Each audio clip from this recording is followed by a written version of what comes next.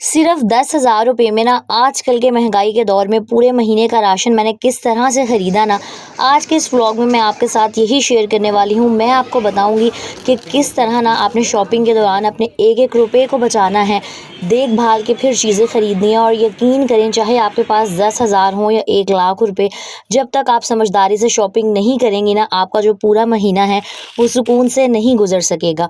तो वीडियो को देखना है एंड तक। अस्सलामुअलैकुम माय यूट्यूब फैमिली, उम्मीद है जी आप सब ठीक ठाक होंगे। अल्हम्दुलिल्लाह मैं भी बिल्कुल ठीक हूँ। अच्छा, सबसे पहली आदत जो आपके हर महीने काफ़ी सारे पैसे बचा सकती है ना, वो ये कि जब भी आपने मंथली ग्रोसरी करने जाना हो ना, तो हमेशा लिस्ट बना के जाया करें। चाहे आपने 5,000 रुपये लेकर जाने हैं, 50,000 रुपये लेके जाने हैं या 10,000 रुपये लेके जाने हैं। मेरी हमेशा कोशिश होती है कि चाहे महंगाई जितनी मर्ज़ी बढ़ जाए, लेकिन जो ज़ाहिर सी बात है, हम मिडिल क्लास लोग हैं, हमारी जो सैलरीज़ हैं हर महीने आनी होती, वो वहीं की वहीं खड़ी हुई हैं। तो भाई, जब हमारी सैलरीज़ ही इंक्रीज़ नहीं हो रही, तो आपने कोशिश करनी है कि जिस बजट में आप पहले शॉपिंग करती थी ना, उसी बजट पर कायम रहें, अपनी ज़रूरियात को कम करें। सिर्फ वो चीज़ें ख़रीदें जिनको ख़रीदना वाकई ही ज़रूरत हो और जिनके बगैर आपको लगता है कि आपका गुजारा नहीं हो सकता। आप चाहे बड़े से बड़े सुपरमार्केट में, डिपार्टमेंटल स्टोर में या कहीं पर भी चली जाएँ, एक चीज़ जो आपने लाज़मी करनी है वो सबसे पहले ये कि लिस्ट बनाकर जाएँ और सिर्फ उन्हीं सेक्शंस को विज़िट करें जहां आपको पता हो कि आपको ये वाला ज़रूरत का सामान मिलेगा। सबसे पहले मैं आपको बताती हूँ कि 10,000 में ना मैं अपनी जो ग्रोसरी की प्लानिंग है वो किस तरह से करती हूँ, और मैं सिर्फ आपको अपने बजट का एक अंदाज़ा बता रही हूँ। हो सकता है बहुत सारी सिस्टर्स ऐसी हों जिनकी जो क्या कहते हैं परचेजिंग पावर हो, जिनका जो बजट है वो 10,000 से ज़्यादा हो, लेकिन हो सकता है कि अगर आप मेरे तरीक़ेकार को फॉलो करें तो आपको एक आइडिया मिल जाए। क्योंकि अक्सर जब न्यू शादी हुई होती है या आप नए अपने ससुराल वालों से सेपरेट हुए होते हैं ना, आपको नहीं समझ में आ रहा होता कि आपने अपने बजट को किस तरह से मैनेज करना है। और एक बात मैं हमेशा कहती हूँ कि मर्द चाहे जितना मर्जी क्या कहते हैं बजट को कंट्रोल करने वाला हो, पैसे बचाने वाला हो, जब तक घर की जो औरत है ना वो समझदार ना हो, आप जो पैसे हैं वो कभी भी सेफ नहीं कर सकती। तो सबसे पहले यहाँ देख लें जी, मेरे पास थे 10,000 रुपये। वैसे 15,000 का मेरा बजट होता है, लेकिन फिर भी मैं कोशिश करती हूँ कि कम से कम पैसों में ना मैं ख़रीदारी करूँ और जो पैसे हैं ना हर महीने कुछ ना कुछ सेफ हो जाएँ। तो बस मैंने सोचा कि मैं ना आपको 10,000 के हिसाब से बताती हूँ, क्योंकि आजकल जितनी महंगाई हो गई है ना, यकीन करें बिजली के बिल हैं, घर का रेंट है, बच्चों की स्कूल फ़ीस है, बहुत बहुत मुश्किल हो गया है। सबसे पहले जब भी आपने लिस्ट बनानी है ना, तो जो सबसे ज़्यादा ज़रूरी चीज़ें हैं उनको लिख लेना है। और मेरे नज़दीक सबसे ज़्यादा ज़रूरी चीज़ें क्या होती हैं? आटा, चीनी, चावल और ऑयल। क्योंकि ये 4 ऐसी चीज़ें हैं जिनके बगैर हमारा जो पूरा महीना है ना वो नहीं गुजर सकता। मेरा जो महीने भर का आटा है ना, क्योंकि ज़ाहिर सी बात है हम सिर्फ 3 फैमिली मेम्बर्स हैं, 15 किलो हद आटा आता है और उसमें से भी बच ही जाता है, तो वो 2,000 तक की आ जाता है। इसके अलावा चीनी आती है 3 से 4 किलो, वो भी 3 से 4 किलो इसीलिए आती है क्योंकि गर्मी में डेली बेसिस पर हस्बैंड ने बाहर जाना होता है और जब वो घर आते हैं तो मुझे कोई शरबत वगैरह बनाना पड़ता है। ऑयल का खर्चा तकरीबन 2,000 से 2,500 हो जाता है, और इसके अलावा 13 या 1,400 के मेरे आते हैं मंथली चावल 3 से 4 किलो। तो ये जो 4 चीज़ें हैं ना, ये मेरी 6700 रुपीज़ में आ जानी थी। और ये मैं आपको एक रफ़ एस्टीमेट बता रही हूँ। जो प्राइसेज़ हैं वो ज़ाहिर सी बात है हर महीने ऊपर नीचे होती रहती हैं। 10,000 में से 6700 रुपीज़ की ये आ गई सबसे इम्पोर्टेंट चीज़ें जो मुझे लगता है कि भाई इनके बगैर गुजारा नहीं होगा। बाकी के जो 3300 रुपये बच जाती हैं ना, वो भी मैं आपको बताती हूँ कि मैं किस तरीके से ना मैनेज करती हूँ। अच्छा, आप जहाँ मर्ज़ी से ख़रीदारी करें, आपने हमेशा प्राइसेस को कंपेयर करना है, क्वालिटी को लाज़मी देखना है।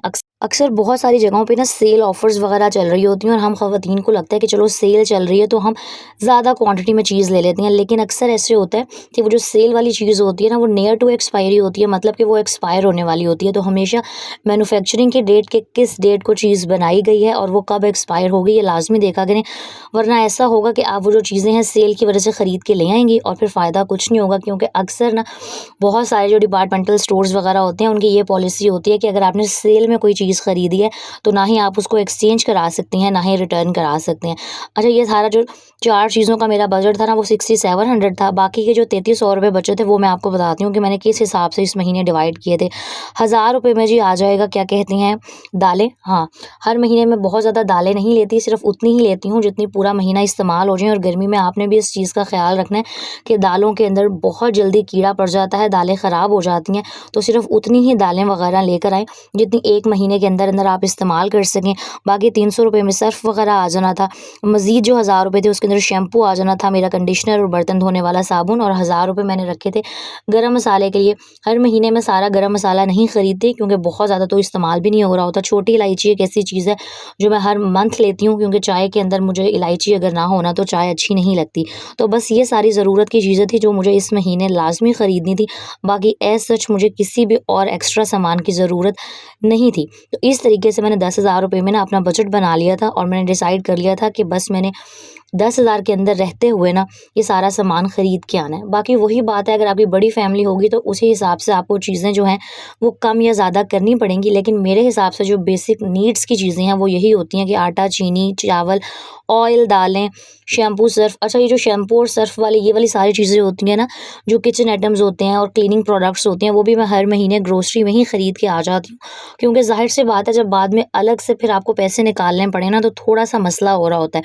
जब सैलरी आती है हस्बैंड की तो इस हिसाब से अपनी लिस्ट बनाया करें कि सारा जो ज़रूरत का सामान है ना वो एक ही दफ़ा आ। और हमेशा ग्रोसरी पे जाने से पहले ना जो आपके ये कंटेनर्स वगैरह होते हैं, अगर बहुत ज़्यादा गंदे हुए हुए हो तो इनको वॉश करके जाया करें। जैसे मुझे पता था, ये एक दिन पहले के कुछ क्लिप्स हैं कि मेरी दालें वगैरह जो थी वो सारे जो कंटेनर्स थे एक तो ऑलमोस्ट खाली हुए हुए थे, बल्कि बिल्कुल ही खाली थे, और काफ़ी ज़्यादा ना गंदे भी हुए हुए थे। क्योंकि अगर आपको पता है आपका ओपन किचन हो, कैबिनेट्स वगैरह ना बने हो, अगर कैबिनेट्स हो ना फिर भी चीज़ों के ऊपर मिट्टी कम पड़ती है।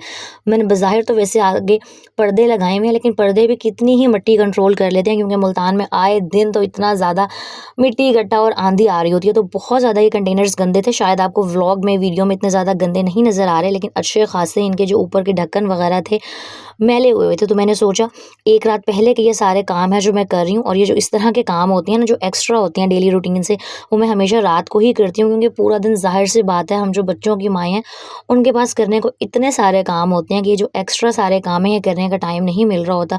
मैंने सारे जो भी कंटेनर्स थे, दालों के थे और कुछ सर्फ़ के थे, उनको मैंने अच्छे तरीके से वॉश किया था, और मैं इनको पूरी रात ना इस तरीके से ड्राई होने के लिए छोड़ दूँगी। नेक्स्ट डे ग्रोसरी पे जाने से पहले मैं इनको फिर प्रॉपर तरीके से ड्राई करूँगी, और जब ग्रोसरी करके आऊँगी ना तो फ़ौरन से इनको रिफ़िल करके फिर इनके अंदर सामान रखूँगी। यकीन करें, अगर इस तरीके से आप अपनी किचन की चीज़ों का ख़्याल रखती हैं ना, तो एक तो ये जो किचन के डब्बे वगैरह हैं, जो जार्स वगैरह हैं, वो गंदे नहीं होते। दूसरा, आप इनके अंदर जो भी सामान रखेंगी ना वो लंबे अरसे के लिए चलेगा। ज़ाहिर-सी बात है, जब आप साफ़ जार्स के अंदर, साफ़ कंटेनर्स के अंदर, साफ़ ऑर्गेनाइज़र्स के अंदर ग्रोसरी का सामान रखेंगे तो वो लंबे अरसे के लिए चलेगा। और जो कीड़ा वगैरह ना अक्सर ऐसे होता है कि हमारे जार्स हो गए, कंटेनर्स हो गए, बहुत गंदे हुए हुए होते हैं, उसी के अंदर हम नया सामान जो है ला के डाल देते हैं, और वो जो नया सामान है ना वो भी ख़राब हो जाता है। अच्छा, स्पेशली जब हम इस तरीके की किसी बड़ी सी जगह पे डिपार्टमेंटल स्टोर में ग्रोसरी वगैरह करने जाते हैं ना, तो वहाँ पर दुनिया जहान की चीज़ें होती हैं, और हर चीज़ को देख के ही दिल चाह रहा होता है कि आप ये भी ले लो, वो भी ले लो। लेकिन आपने क्या करना है कि आपने पूरे डिपार्टमेंटल स्टोर का विज़िट करना ही नहीं है। हर औरत को हर महीने जा के पता होता है कि कौन से सेक्शन में कौन सी चीज़ अवेलेबल है। अपनी लिस्ट साथ लेकर जाएँ, सिर्फ़ उन्हीं सेक्शंस को विज़िट करें जहाँ से आपको पता हो कि आपका जो ज़रूरत का सामान है ना वो मिलेगा। और बाकी क्रॉकरी सेक्शन हो गया, कपड़ों का सेक्शन हो गया, और जो भी वहाँ से अटरम-कटरम बहुत सारी एक्स्ट्रा चीज़ें मिलती हैं ना, वहाँ जाने से अवॉइड करें। क्योंकि जब हम ज़ाहिर-सी बात है चीज़ों को देखते हैं, हमारा बिला वजह ना दिल करने लग जाता है कि हर चीज़ ख़रीद ली जाए। ख़ैर, यहाँ पर अगला दिन स्टार्ट हो गया था। रात को मैं बहुत थकी हुई आई थी, तो मैं ग्रोसरी ऑर्गेनाइज़ नहीं कर सकी थी। तो बस यहाँ नेक्स्ट डे ना मैं सारी ग्रोसरी को निकाल के देख रही थी कि मैं क्या-क्या कुछ लेकर आई हूँ। वैसे हर महीने ना कभी ऐसे होता है, ये जो बजट है वो 15,000 से ऊपर भी चला जाता है। लेकिन कुछ महीने ऐसे होते हैं जिसमें ज़्यादा सामान इस्तेमाल नहीं हुआ होता। पिछले महीने की चीज़ें बची हुई होती हैं, तो फिर मैं हमेशा चेक करके जाती हूँ, और इस महीने भी यही हुआ था कि तकरीबन 10,000 या साढ़े 10,000 में मेरा सारा सामान अल्हम्दुलिल्लाह आ गया था। और जो मेरे पास 4 साढ़े 4,000 रुपये बच गए थे ना, उनको मैंने दूध के लिए, चिकन के लिए, सब्ज़ी वगैरह के लिए रख लिया था। इस तरीके से सेविंग्स करने का फ़ायदा ये भी हो जाता है कि चलो जो आपके बाकी के खर्चे हैं ना वो निकल आते हैं। ख़ैर, यहाँ पर सबसे पहले मैंने जो दालों के कंटेनर्स वॉश किए थे ना वो सारे अच्छे तरीके से ड्राई हो गए थे, तो मैंने इनको ना फिल करना स्टार्ट कर दिया था। कभी भी दालों को पैकेट्स में, शॉपर में ना पड़े रहने दिया करें, स्पेशली आजकल की गर्मी में दालें ख़राब हो जाती हैं। और अगर पहले से कोई भी दाल या कोई भी इस तरह का ग्रेन्स वगैरह जो होते हैं वो बचे हुए हो ना, तो पहले पुराना जो बचा हुआ सामान होता है उसको निकाला करें, नए सामान को डाला करें और फिर जो बची हुई चीज़ है उसको फिल किया करें, ताकि जो पिछले महीने की दालें वगैरह हैं वो पहले इस्तेमाल हो जाएँ, वरना गर्मी में कीड़ा लग जाता है और फिर पुराने सामान की वजह से नया सामान भी हमारा ख़राब हो जाता है। और मैं चीनी हमेशा इस तरह कंटेनर्स के अंदर ही रहने देती हूँ, मतलब मैं चीनी को पैकेट्स में से निकाल के नहीं रखती, क्योंकि ना मुझे लगता है कि चीनी के अंदर फिर चूंटियाँ वगैरह पड़ जाती हैं। और मैं बहुत दफ़ा बता चुकी हूँ, ये जो ऑर्गेनाइज़र्स आपको नज़र आ रहे हैं ये मैंने डिस्काउंट स्टोर से ख़रीदे थे। किसी ज़माने में डिस्काउंट स्टोर्स में बहुत अच्छा सामान आ जाता था, अब तो ना इतनी वैरायटी आती है और अब प्राइसेस भी बहुत ज़्यादा हो गई हैं और इनकी क्वालिटी भी बहुत बेहतरीन है। अच्छा, मैं इन कंटेनर्स को हर महीने वॉश नहीं करती, पिछले महीने मैंने बल्कि कुछ दिन पहले ही किया था, तो बस आज मैंने ना इनको गीले कपड़े से साफ़ कर दिया था। बाकी मेरे हर महीने 3 किलो या हद कोई 3.5 किलो के करीब चावल इस्तेमाल होते हैं, तो वो भी मैं एक ही साथ जब ग्रोसरी करने जाती हूँ ना, लेकर आ जाती हूँ। इस तरीके से प्लानिंग करेंगे, हर चीज़ को देख-भाल कर और घर से लाज़मी चेक करके जाया करें कि पिछले महीने का कौन-कौन सा सामान जो है ना बचा हुआ है। अक्सर जो है ना हम चीज़ें डबल ले लेते हैं, फिर ज़ाहिर-सी बात है उनको वापस कराने जाओ वो एक अलग ही कोई मसला होता है। तो पहले से ही देख-भाल करके जाएँ। और एक और बहुत ही इम्पोर्टेंट बात, जब आपको भूख लग रही हो ना तब कभी भी घर से ना निकलें, क्योंकि जब हमें भूख लगी हुई होती है ना, हम ग्रोसरी या कोई भी सामान खरीदने चले जाते हैं, फिर हम भागम-भाग चीज़ें खरीद रहे होते हैं या फिर हम कुछ ना कुछ एक्स्ट्रा ले आते हैं। कोशिश करें, अगर आपके छोटे बच्चे हैं तो जितने आप बाहर के स्नैक्स वगैरह लेने से अवॉइड कर सकती हैं करें। अक्सर हम वो जिंजर गार्लिक का पेस्ट हो गया और भी रेडीमेड मसाले वगैरह होते हैं वो ख़रीद लेते हैं। नो डाउट वो लाइफ आपकी बहुत आसान बना देती हैं, लेकिन वो एज़ कम्पेयर टू घर की चीज़ें बहुत महंगे पड़ रहे होते हैं। बाकी मैंने एक ये बास्केट इस तरह की रखी हुई है कि इसके अंदर सारा जो भी वॉशरूम से किचन से रिलेटेड सामान होता है ना, वो मैं हर महीने आके रख लेती हूँ। और जब भी मुझे या हस्बैंड को ज़रूरत होती है तो हम दोनों को ही पता होता है कि इस बास्केट के अंदर सारा ना ये वाला सामान है। जिस तरह शैम्पू हो गया, हैंड वॉश हो गया, नहाने वाले साबुन, बर्तन धोने वाले साबुन, बर्तन धोने के स्पंजेस हो गए। और हाँ, बर्तन धोने के लिए ना क्या कहती हैं, मैं ये विम वाला सोप ले आती हूँ, बहुत अच्छा है। पहले कभी-कभी मैं सिफॉन भी ले लेती हूँ, इस दफ़ा सिफॉन मुझे मिला नहीं था तो मैंने विम ले लिया था। और सर्फ़ के बारे में मैं काफ़ी दफ़ा बता चुकी हूँ कि मैं एक महंगे वाला सर्फ़ लेती हूँ, एक सस्ते वाला, और दोनों को मिक्स करके ना फिर यूज़ करती हूँ। इस तरह बजट भी मेंटेन रहता है और कपड़े भी ना बड़े अच्छे तरीके से साफ़-सुथरे हो जाते हैं मेरे। अच्छा, ये जो आपको जार कह लें, ऑर्गेनाइज़र कह लें, बाल्टी नज़र आ रही है ना, ये मैंने 120 की खरीदी थी। हाँ जी, सिर्फ़ 120 रुपए की खरीदी थी। और इसका जो ऊपर का लिड था ना थोड़ा-सा गंदा हुआ हुआ था, तो मैंने वो जो डीआईवाई क्लीनर बनाया हुआ है ना उसकी हेल्प से मैंने इसको साफ़ किया और इसके अंदर मैं सारे वो वाले पैकेट्स, वो वाले मसाले रख लेती हूँ, जो हम ज़ाहिर-सी बात है अक्सर ना चीज़ें ज़्यादा क्वांटिटी में होती हैं और वो पूरी जार के अंदर या इस्तेमाल एक दफ़ा नहीं हो रही होती, स्पेशली वो जो बिरयानी मसाला, कोरमा मसाला होता है, तो जिसको भी मैं एक दफ़ा इस्तेमाल करने के लिए खोलती हूँ, उसको मैं वापस उसके डब्बे में डाल के या पैकेट को ऊपर से हल्का सा सील करके ना इस टोकरी में डाल के कवर करके रख देती हूँ। इस तरह जो चीज़ें हैं ना वो ख़राब नहीं होती, कोई नमी वगैरह नहीं आती। बाकी ये वाला एरिया, ये वाला कैबिनेट मैं बहुत दफ़ा दिखा चुकी हूँ। यहाँ जो मैं सारी सब्ज़ी कह रही हूँ, सारी दालें हो गई, सारा जो ग्रोसरी का सामान है ना वो अरेंज करके रख लेती हूँ और पूरा महीना मेरा बड़े आसानी से गुजर जाता है। तो ये थी मेरी 10,000 की प्लानिंग। उम्मीद है आपको अच्छी लगी होगी। वीडियो को लाइक, कमेंट एंड शेयर कर दीजिएगा। अपना बहुत सारा ख्याल रखिएगा, मुझे दुआओं में याद रखिएगा। अल्लाह हाफ़िज़।